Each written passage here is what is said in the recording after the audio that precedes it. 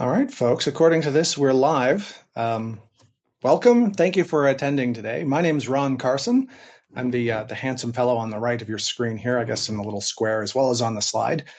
Today's topic is the blind spots that are costing you millions, say that in English, unveiling a decade of win-loss insights. So we're going to try to share some dirty laundry, but the names of the innocent have been changed to protect them along the way. So hopefully this is entertaining and enlightening for everybody. I just need to bounce on over here to the slide. I'm just going to double check to make sure they're working. Okay, good stuff. So about me. So I'm a career marketing person turned sales and back again. So over the course of my 25 or 30-year career, I've carried a sales quota and run marketing departments, both in Silicon Valley as well as in Research Triangle Park area in North Carolina. Over those years of flopping back and forth between those two roles, I kind of adopted this just ask philosophy. And it sounds very obvious, but if you want to know how to market and sell something to someone, all you have to do is ask. It's that whole just ask approach. And so that's kind of evolved over the years into packaging, I guess, productization, if you will, of win-loss, customer churn, those kinds of research in this company called Third Side that I founded a number of years ago. The rationale for Third Side is there's three sides to every story. There's your side, their side, and the truth, the third side. And so we try to position ourselves as a partner in problem solving to our clients. So that's just a little context. It's not meant to be a sales pitch for anybody. So today's agenda: why you need win-loss.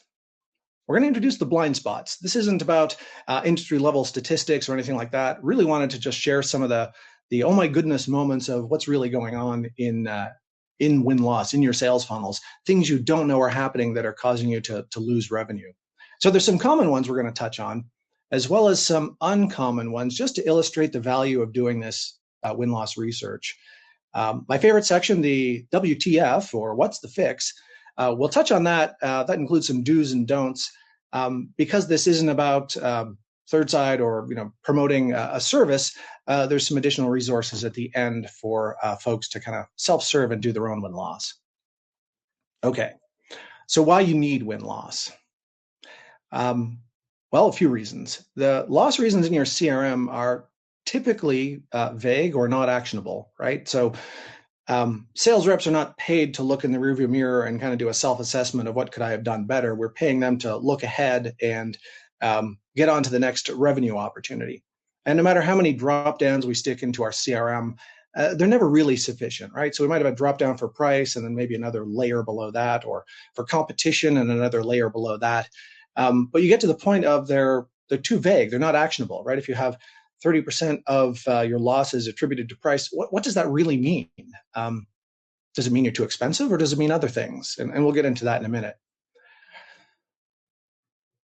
Studies will vary, but we can affirm this from some of our own internal research after a decade of doing this kind of research. A large portion of your win-loss data in the CRM, your CRM, is wrong. It's been as low as 50 to 60%, as high as 70 to 80%, but it's reasonable to assume that your win-loss data is about 75% incorrect in your CRM.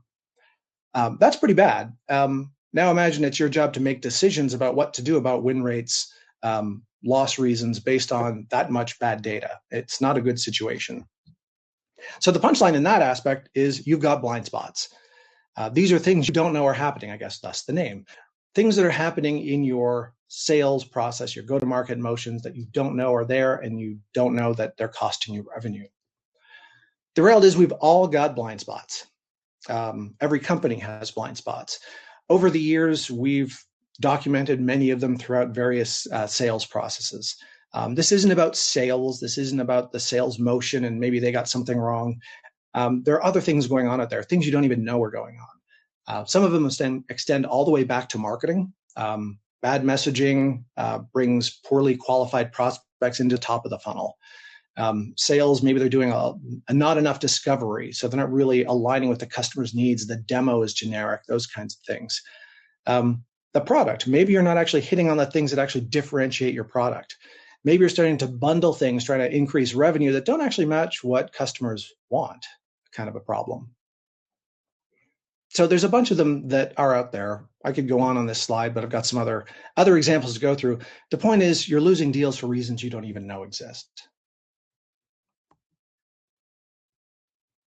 So let's touch on some of the common blind spots. Some of these will probably sound familiar, but we'll go through these and then we'll jump into some of the more uncommon ones, just to kind of illustrate the level of insight that's there waiting for you if you take on some of these win-loss interviews. So here's a blind spot. You lost because of price. Your drop-down menu in your CRM says price. But what does that really mean? You never really lose on price, except for when you do. Kind of an odd saying, but it seems to resonate with some people we've spoken to in the industry. So losing on price isn't always what you think. If your solution is geared towards, I don't know, say 50 users in an enterprise, and you're trying to sell it to an account where maybe 2 users will use it, it's not a pricing issue. You're targeting the wrong size account. Another issue we've come across, we didn't come up with it, is that pricing is indeed an issue, but it's not necessarily the magnitude of the price. It's the complexity. So if an account needs to consider signing on for a 3-year contract, but they can't predict what those costs are going to be in year 2 and year 3 because of the complexity of your pricing model, that's enough to deter people from buying. Another one that's come up, this one's kind of interesting. Tend to see this when people cross over from the B2C side to the B2B side, deep discounts to close the deal.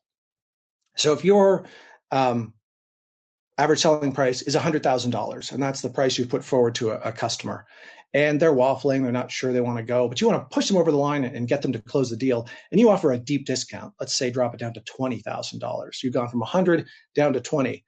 The intent is to say, hey, look, you're going to be a special partner for us. We're going to give you a great deal. You want to win the business. You want to get them to close soon. What we hear them say is, what is with these people dropping the price by so much? Were they trying to take advantage of us before? Do you not have faith in your own product and the value it can provide? So it actually has the reverse effect on what you're trying to accomplish by dropping the price too far. And again, these are examples we've pulled from all of these win-loss interviews over the years. Another one, common one, we lost to the competition. I don't want to be too controversial here or antagonistic to the audience, but as a loss reason, it's a little bit of a cop-out.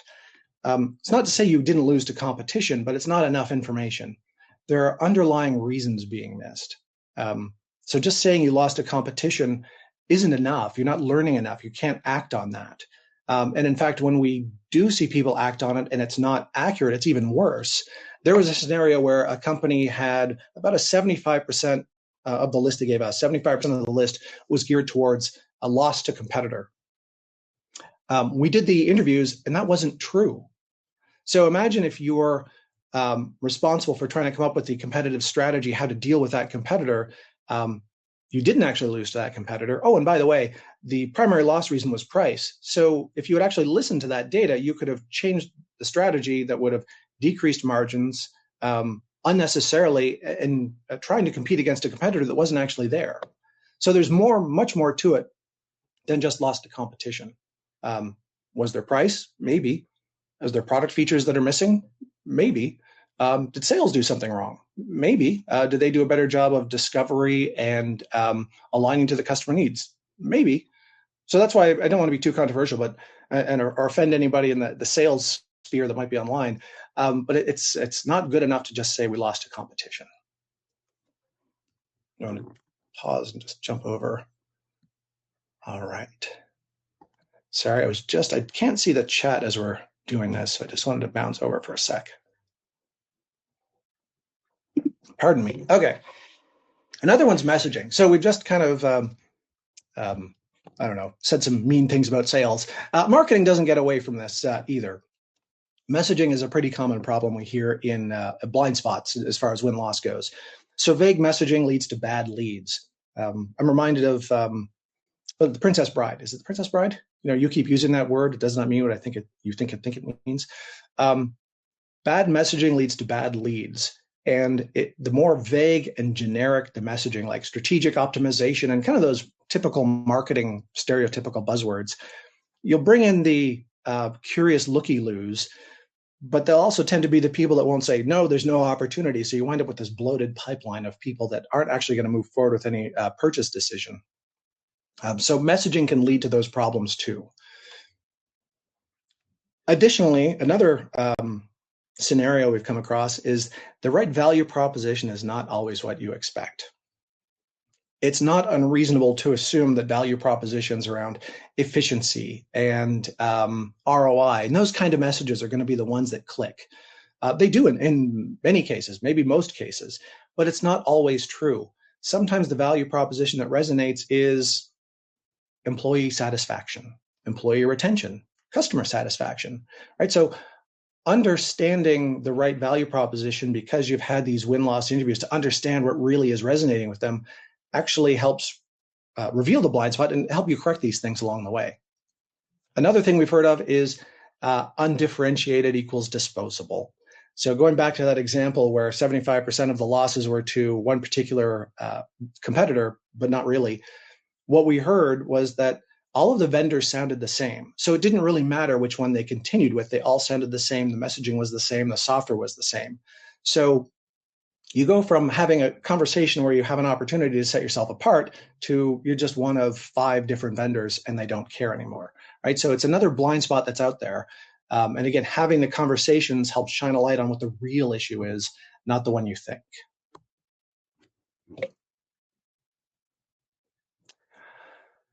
This comes up, not understanding customer needs comes up, and I would say almost every single win-loss project we've ever done. It's been as high as 60%, that the reason they lost is they didn't understand our needs, they hit us with a generic demo, and it just didn't align with the problems we were trying to solve.